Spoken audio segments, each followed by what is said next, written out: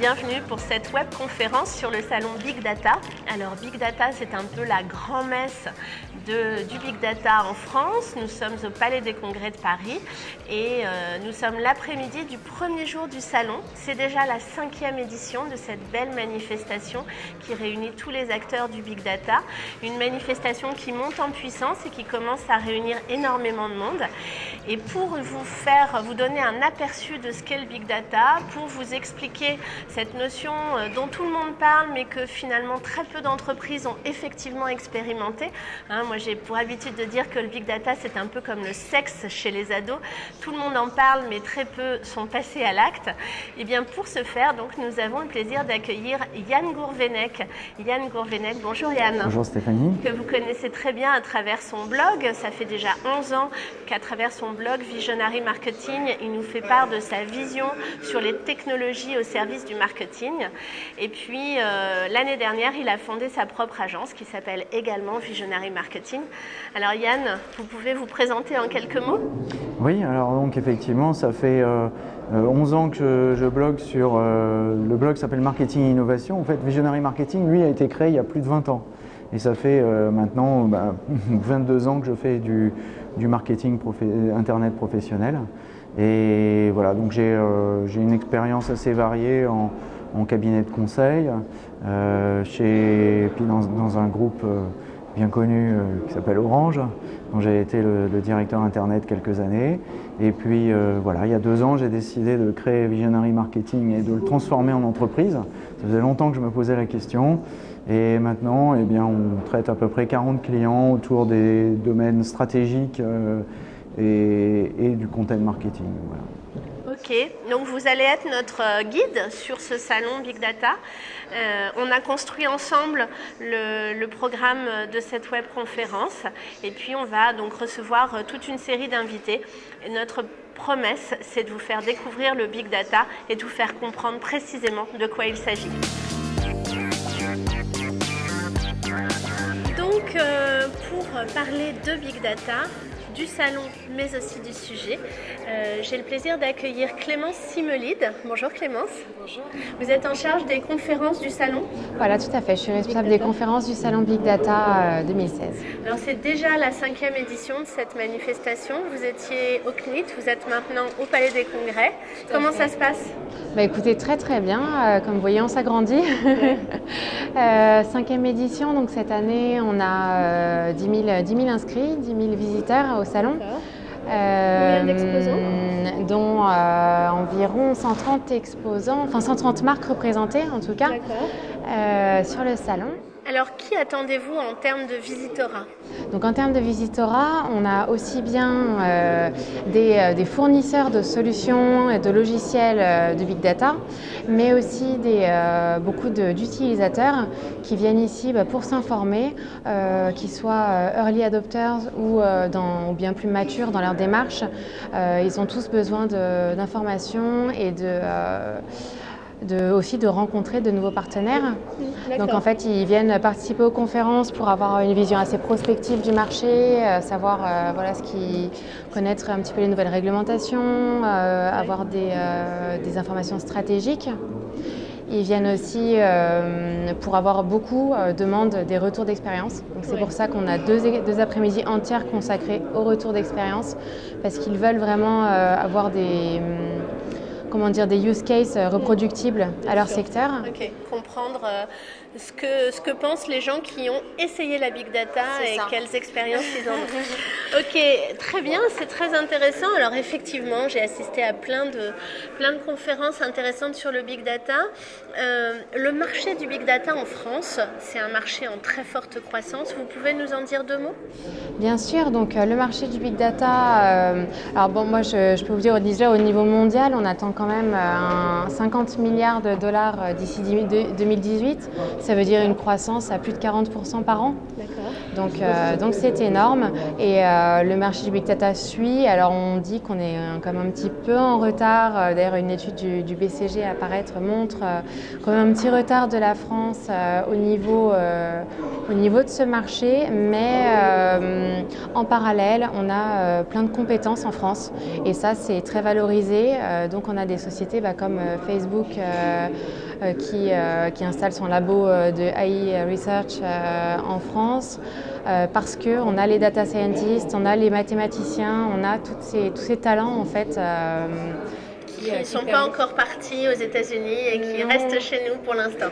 Oui, et vu l'attrait qu'ils ont en France, je pense qu'on peut se dire qu'ils vont pouvoir rester en France et trouver des belles opportunités en France. Bon, merci pour toutes ces bonnes nouvelles. Et puis on va découvrir tout ça pendant cette webconférence. Merci, à bientôt.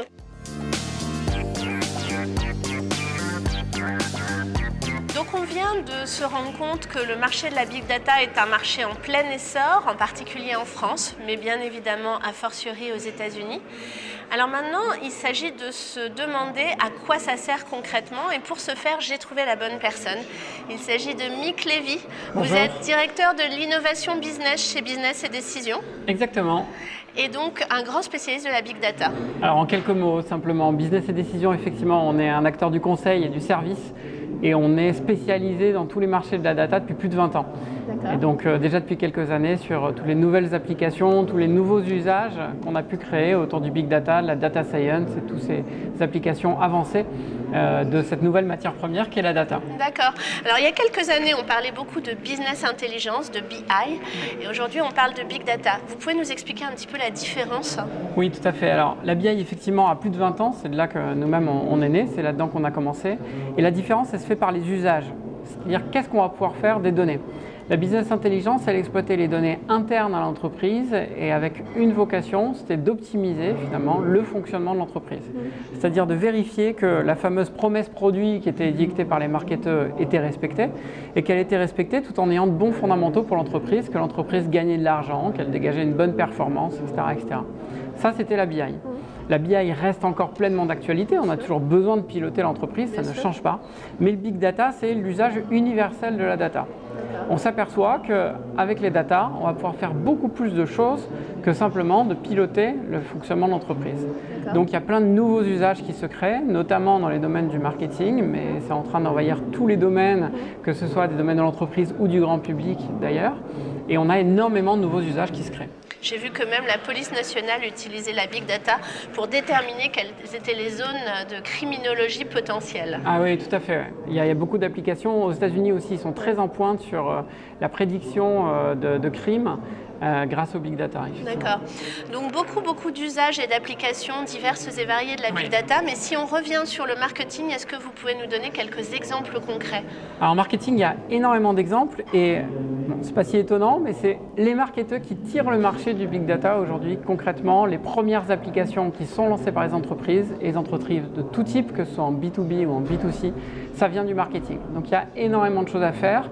Il y a toute la famille des usages autour de la connaissance client, d'une part.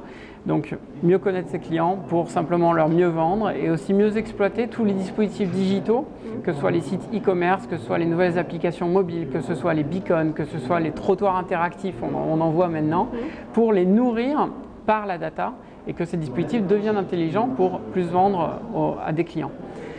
Pour vous donner quelques exemples, on a travaillé sur des choses assez simples, des segmentations clients. C'est des choses qu'on fait déjà depuis des années, sauf que la data a révélé pour un client que la segmentation qu'il avait faite par rapport aux âges était décalée de 3 ans. Par rapport à la segmentation optimale.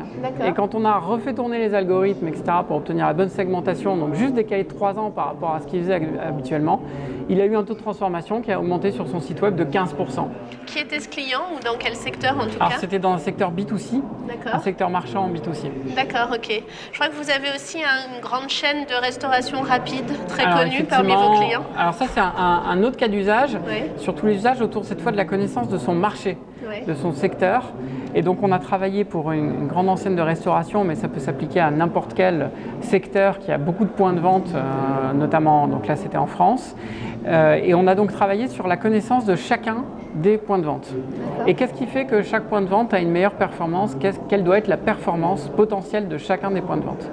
Et de proche en proche, de question de compréhension en question de compréhension sur chacun des points de vente, on est parvenu à modéliser le chiffre d'affaires de chacun des points de vente. Donc pour chaque point de vente, on sait dire à l'avance quel chiffre d'affaires il va faire avec une fiabilité de l'ordre de 90%. Ça permet aussi de déterminer des lieux d'ouverture des futurs points de vente ou pas? Alors clairement, en cas de nouvelle implantation, si on a le choix entre 2-3 implantations possibles, là on sait dire quelle implantation prendre, quel chiffre d'affaires va faire cette implantation. On sait aussi dire comment équiper cette implantation, est-ce qu'un parking est nécessaire, un espace enfant, un drive, je ne sais quoi, sont nécessaires, etc. etc. Ok. Le système d'Amazon qui recommande des lectures ou des produits proches de ceux dont les internautes ayant acheté cet ouvrage, voilà, vous voyez ce que je veux dire? Ce système-là, vous l'avez développé, je pense, pour dans d'autres secteurs? Oui, tout à fait. Alors, ce système-là s'appelle un moteur de recommandation. Pour nous, c'est un peu une killer app du marketing digital. On l'a mis en place pour plusieurs secteurs. On l'a mis en place dans les secteurs hôteliers pour le groupe Accor. Le groupe Accor a beaucoup parlé de ses applications digitales et celle-là en fait partie. On l'a mis aussi en place pour une grande banque, le Crédit Mutuel Arkea, pour qui donc, on a mis en place ce moteur de recommandation pour optimiser les ventes rebonds. Donc j'ai un client au téléphone qui veut simplement ouvrir un compte ou un livret quelconque et arriver non seulement à finaliser cette vente bien sûr, mais aussi à rebondir sur la vente d'un autre produit. Et donc on a réalisé le projet en mode défi. On a mis en place le moteur de recommandation pendant 1 mois en mesurant les retours. C'est la grande force de ce système-là, que ça a mesuré et donc fournir rapidement un ROI. Et le ROI a été dégagé très rapidement. Certains produits, la vente rebond de certains produits a pratiquement été multipliée par 2. Donc le ROI a été prouvé très rapidement et le projet a été mis en place dans la foulée. Et ça, ces moteurs de recommandation, on les imagine beaucoup sur des gros sites marchands grand public. Voilà, Amazon, si vous avez aimé Marc Lévy, vous aimerez Guillaume Musso, ça fonctionne très bien. Mais en réalité, ça marche pour tous les types de secteurs marchands et même des secteurs financiers qu'on n'imagine pas les premiers clients de ces applications-là, comme la banque, comme l'assurance. Et ça fonctionne aussi très très bien dans ces domaines-là. D'accord, ok. Écoutez, merci pour toutes ces explications. Merci. Je crois qu'on a bien avancé sur la compréhension du Big Data grâce à vous. Je l'espère, je vous remercie.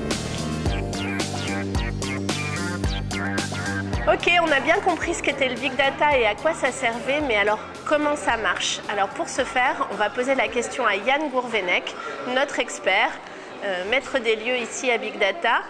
Yann, je crois que tout passe par une DMP. Mais qu'est-ce que c'est au juste une DMP? Effectivement, la DMP, c'est devenu un peu la panacée marketing du 21e siècle.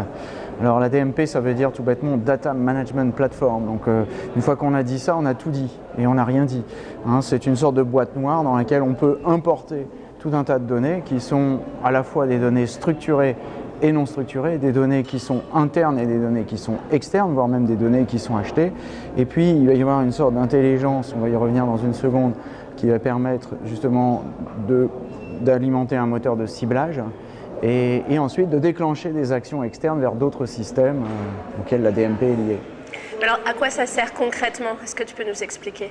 En fait, la DMP, c'est, je dirais, une nouvelle génération de plateformes de gestion de données, parce que gérer des données, on me dit, ça veut rien dire, SQL gère des données, même Excel gère des données, la planète Mars gère des données, tout le monde gère des données.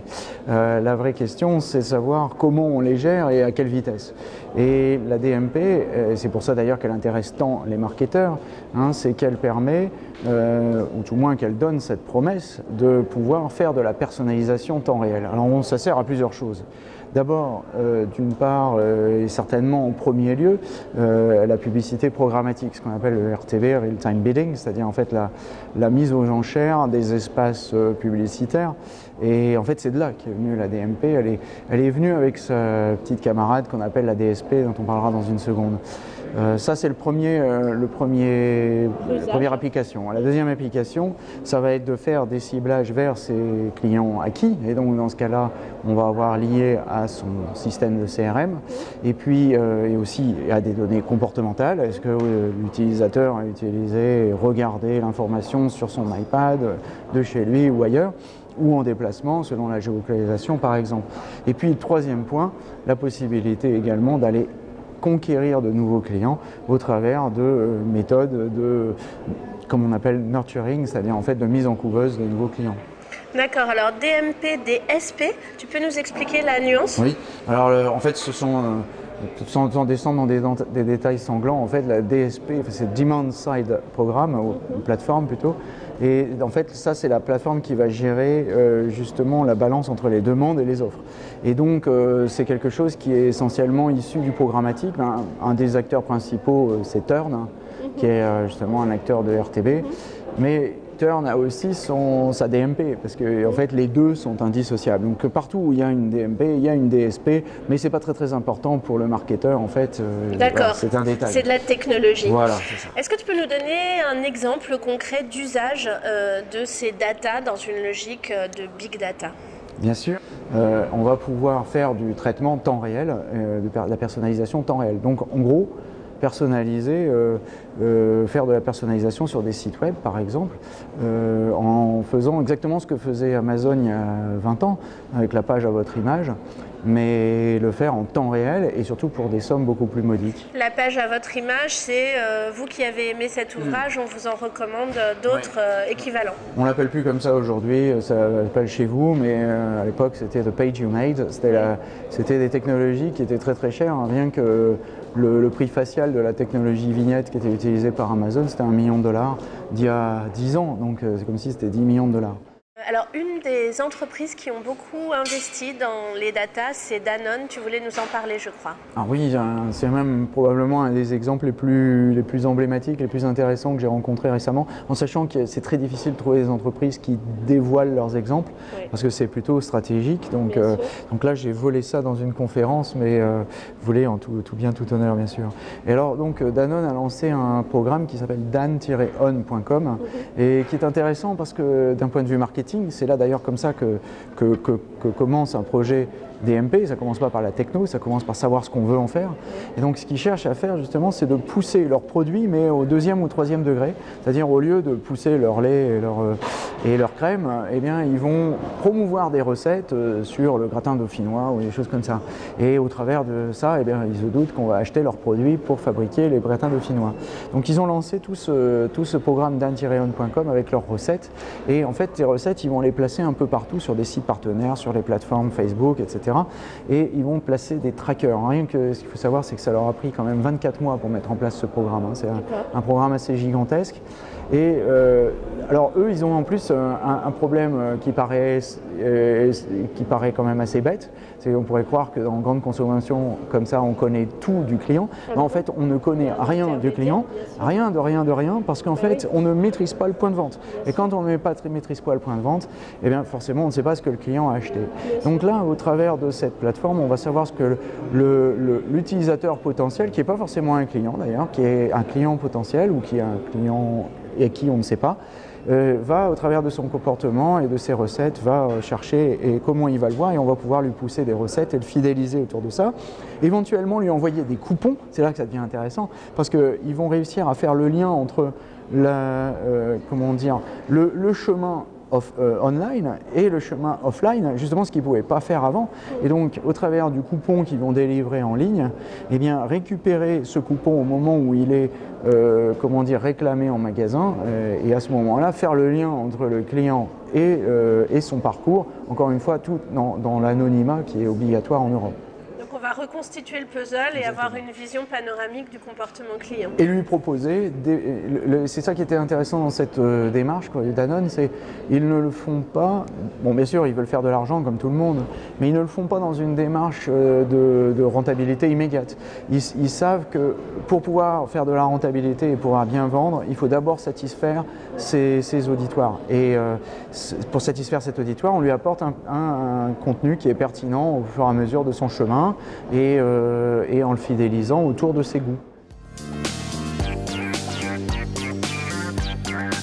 Alors on a bien compris ce qu'était le Big Data, à quoi ça servait, comment ça marchait, la DMP. Et maintenant, j'ai croisé sur le salon une société qui s'appelle Gem Group, qui vient d'éditer un livre noir du Big Data. En d'autres termes, comment planter son projet Big Data en 5 leçons. Alors je laisse ma place à Yann Gourvenec qui reçoit Nicolas Laroche, l'un des dirigeants de l'activité Big Data de Gem Group. A plus. Comme l'a annoncé Stéphanie, j'ai le plaisir d'accueillir Nicolas Laroche de James Data Factory. Alors James Data Factory, peut-être, Quelques mots pour l'expliquer? Oui, quelques mots. C'est la fusion d'Edis Consulting et de James. Edis qui a rejoint James en 2012, historiquement positionné sur la BI pour Edis et sur les infrastructures, notamment pour James. Et la fusion de ces deux types de compétences nous ont permis de bâtir une offre Big Data très tôt, dès 2012, et de travailler sur ces sujets maintenant depuis 4 ans. Donc vous êtes des experts des Big Data et vous nous préparez deux livres blancs, enfin un livre blanc et un livre noir. Alors, pourquoi un livre noir, Nicolas? C'est la recette pour planter son projet Big Data. Alors, pour planter son projet Big Data, qu'est-ce qu'il faut faire? Un POC. Un POC. C'est quoi un POC? Un POC, littéralement un Proof of Concept, c'est-à-dire une expérimentation qui est focusée sur un sujet, un concept, et qui n'appréhende pas tout l'environnement qu'il y aurait autour d'un projet. Donc une preuve de concept, c'est un peu comme un faux projet en laboratoire, une sorte de projet R&D, quoi. En fait. Oui, c'est-à-dire typiquement vous allez avoir un algorithme qui vous permet de détecter de la fraude, vous le testez dans un environnement Big Data, mais vous ne vous posez pas la question des choix des technologies, des architectures, de comment ça va passer en production, comment ce sera exploité, quelle organisation dans l'entreprise mettre autour. Et donc vous validez le concept, et il est d'ailleurs souvent déjà validé par d'autres, mais ça reste sur étagère, ça ne passe pas à l'échelle, ça ne peut pas aller en production. Il y a quelque chose que je ne comprends pas, à un moment où tout le monde fait des POC en France, vous nous dites qu'il ne faut pas faire de POC? Il y a un moment, ça se justifiait probablement parce qu'on était sur des technologies disruptives, donc il fallait expérimenter, les concepts étaient vraiment à valider.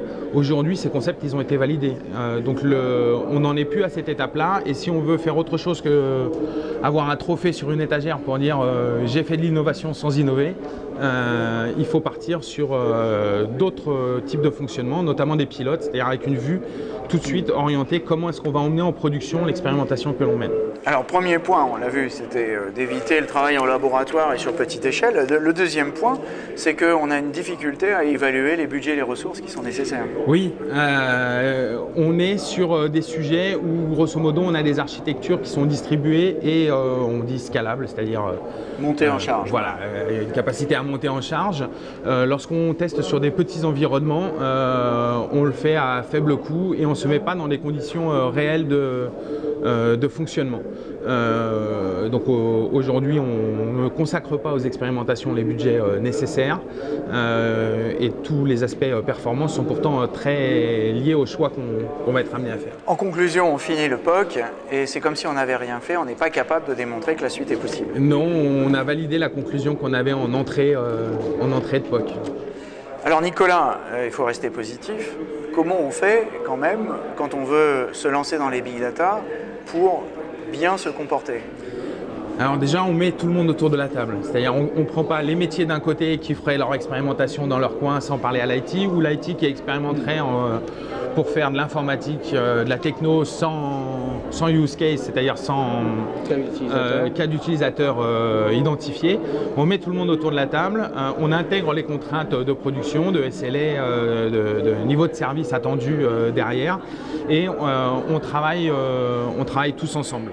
Donc en conclusion, ce qu'on appelle le shadow IT, c'est-à-dire l'informatique est à bannir, l'informatique qui est faite par les utilisateurs sans en parler aux informaticiens. Ça fait partie des fausses bonnes idées, on croit qu'on va pouvoir avancer et gagner du temps, on en perd en réalité.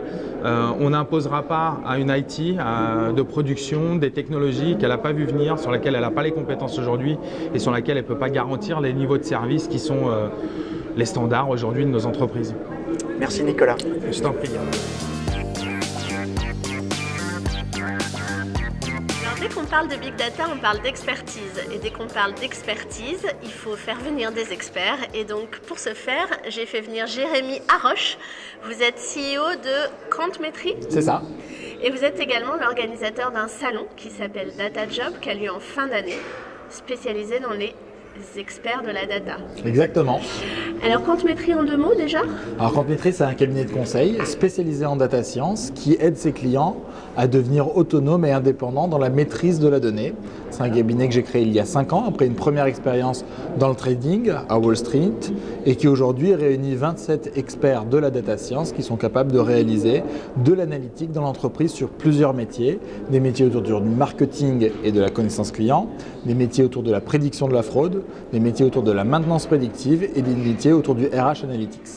D'accord, effectivement, une exploitation très large de la data. Alors, ces métiers, ces nouveaux métiers de la data, on parle de data scientist, de data analyst, de chief data officer. Vous pouvez nous dire un petit peu ce que c'est et quelles sont les grandes différences? Et bien, malheureusement, je ne peux pas explicitement vous dire tout puisque chacun utilise ces mots à sa propre sauce et il y a une véritable difficulté à comprendre l'intégralité des rôles de ces différents métiers. Alors, on a les data miners. Les data miners, ce sont ceux qui avaient l'habitude de travailler sur les données de manière historique. Ceux-là, ils existent toujours et ils continuent encore à fournir des informations sur la donnée.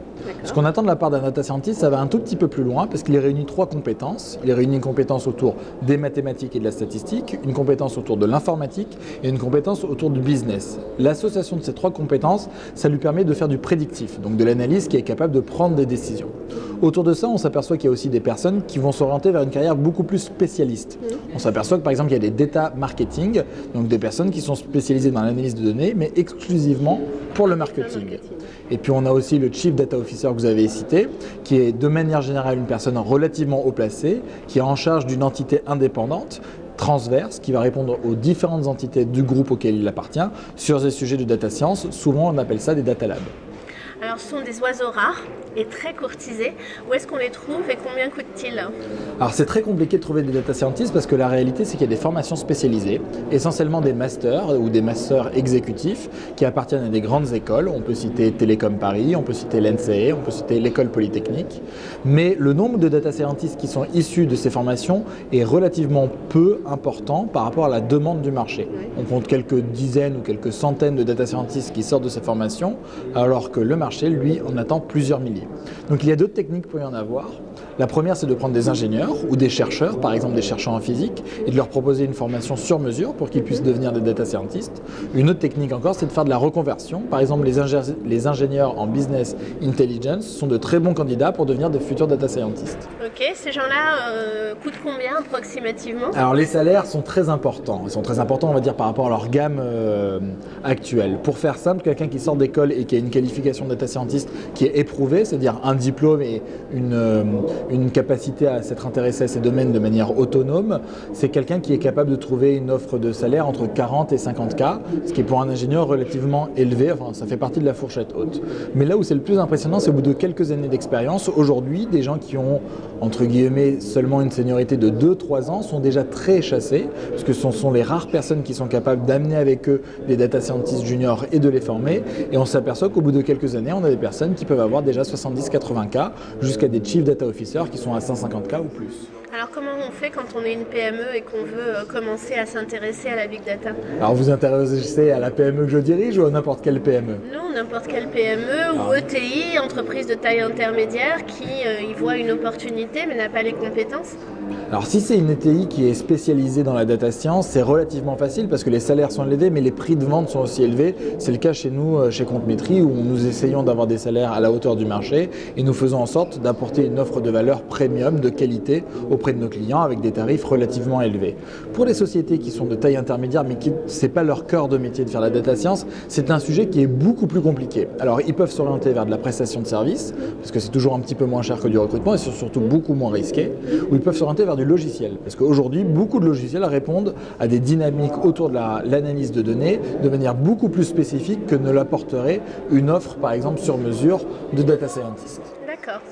Ok, bah écoutez, merci beaucoup Jérémy. Merci à vous. Et puis bon salon. Merci. Alors on a parlé du Big Data sous toutes ses facettes, mais il en est une qu'on n'a pas abordée et qui est néanmoins très importante, c'est l'aspect juridique. Dès qu'on manipule des données, il faut être vigilant sur le cadre légal. Et donc j'ai donné la parole à Maître Olivier Itéanu, spécialiste du sujet. Bonjour. Bonjour. Alors, le cabinet que vous dirigez, en 2 mots, vous êtes spécialiste de? Alors, c'est un cabinet que j'ai créé il y a plus de 25 ans qui est dédié aux technologies de l'information. Avant, on disait informatique, télécom, maintenant on dit numérique et communication électronique. C'est un cabinet de niche, 12 professionnels, qui est dédié aux technologies de l'information sur 3 grandes activités, 3 grands pôles. La propriété intellectuelle, informatique et liberté dans tous ces domaines, et la cybersécurité. Et tout ça est conjugué au contrat ou au contentieux, c'est la vie, ça existe. Voilà. Donc vous êtes l'homme de la situation pour nous parler de protection des données? C'est ce que j'essaie de faire croire. Alors, on l'a dit, dès qu'il s'agit de manipuler des données, il y a des précautions d'usage à prendre en tant qu'annonceur. Quelles sont-elles? Vous l'avez dit, c'est vraiment ça. Le pétrole du big data, c'est une image un peu éculée, ce sont les données. Or, les données, bien, selon quel type de données on traite, ont évidemment des réglementations qui peuvent être soit lâches, soit assez faciles soit beaucoup plus tatillonnes. Et chacun sait qu'en particulier, ce qu'on appelle les données à caractère personnel, c'est-à-dire ce qui est susceptible d'identifier directement ou indirectement une personne physique, ont une réglementation extrêmement sévère, de plus en plus sévère depuis pratiquement 40 ans, puisque effectivement en France, on a été plutôt précurseur, en même temps à peu près de l'Allemagne, puisqu'en 1978, on a créé un organisme indépendant, une agence comme on dirait aux États-Unis, qui est la CNIL, et effectivement une réglementation qui se durcit, qui va se durcir encore. Et il faut connaître les règles de façon à pouvoir agir dans la légalité. C'est une condition de réussite quand on se lance dans le big data. Pour ce qui n'est pas donné à caractère personnel, les choses sont beaucoup plus simples. Là, on est sur un système finalement qui n'a pas de régulation particulière, où il faut respecter le secret des fabriques, la propriété intellectuelle, mais ces données-là ne sont pas régies par un droit particulier. Alors, on va se concentrer sur les données à caractère personnel. Quel grand conseil vous donneriez à nos auditeurs? D'abord, je dirais de s'informer, parce que effectivement, le droit est aujourd'hui de plus en plus complexe. Donc, savoir qu'à partir du moment où on collecte des données, à partir du moment où on les traite, c'est-à-dire où on les enregistre, on les stocke, on les diffuse et on les conserve, on a des règles à respecter qui sont finalement assez simples à suivre lorsqu'on les connaît, mais ça veut dire qu'il faut savoir d'où viennent les données, si on les tient d'une personne qui elle-même prétend être conforme à la loi, et puis il y a un outil juridique qui est très important, c'est ce qu'on appelle le contrat. Et bien, ce contrat-là, c'est évidemment lui qui va permettre, lorsqu'on vient en main des données, finalement de s'assurer qu'on est dans la légalité. Un exemple simple, je collecte des données via une interface web, eh bien, je demande l'accord, le consentement des personnes qui me communiquent leurs données pour exploiter ces données comme bon me semble. Donc c'est simple, c'est un base contractuelle. On les optimise tout à fait, on obtient un consentement exprès et préalable. Ok, alors dans le temps, ça évolue, vous l'avez dit, la loi est de plus en plus contraignante. Est-ce que vous avez des choses, des conseils à donner pour se préparer à la future législation? D'abord, on l'a dit, s'informer. Deuxièmement, avoir sa batterie de contrats à disposition. Et je dirais que il faut revenir toujours à des règles de bon sens. La règle majeure, c'est le consentement préalable.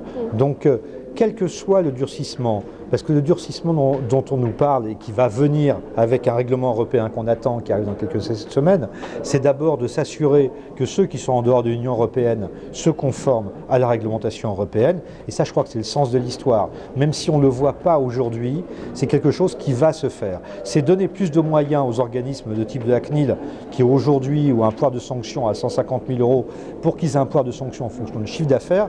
Donc en réalité, je dirais que le principal effet, la règle posée, c'est le consentement préalable. Et ça, il faut le respecter. Et c'est finalement assez simple à respecter.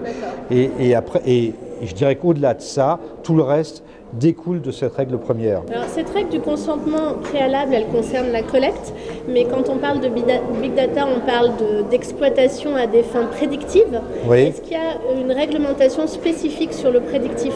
Le 26 janvier dernier, 2016, la CNIL a mis en demeure la société Facebook, les sociétés Facebook, Inc., de droit américain et Irlande, pour avoir notamment, non seulement placé des données aux États-Unis en vertu d'un accord de Safe Harbor qui a été invalidé, donc ils sont dans l'infraction, il va falloir qu'ils rapatrient les données en Europe, mais aussi pour avoir croisé les données. C'est-à-dire que non seulement il faut le consentement quand on collecte, mais aussi, comme vous l'avez dit, dans l'exploitation. Et en particulier le marketing prédictif, souvent c'est croiser des données qui peut-être individuellement ne veulent pas dire grand-chose, mais qui, lorsqu'elles sont croisées, peuvent dire beaucoup. Et donc ce croisement-là, la CNIL a épinglé Facebook, qu'elle a mis en demeure de se conformer, puisque la CNIL met en demeure de se conformer dans 3 mois, donc c'est fin mai, Facebook Inc. et Facebook Irlande, d'obtenir l'accord de ses membres, des membres Facebook, pour croiser les données avec les informations qu'ils leur fournissent, avec les informations qu'ils collectent à l'extérieur, ou sur des services, les widgets, etc., qui sont associés. Donc effectivement, je dirais que tout acte qu'on va faire sur les données d'exploitation nécessite l'accord préalable. On en revient à cette fameuse règle de l'accord préalable. Merci beaucoup, maître. C'est moi qui vous remercie. Et à bientôt. À bientôt.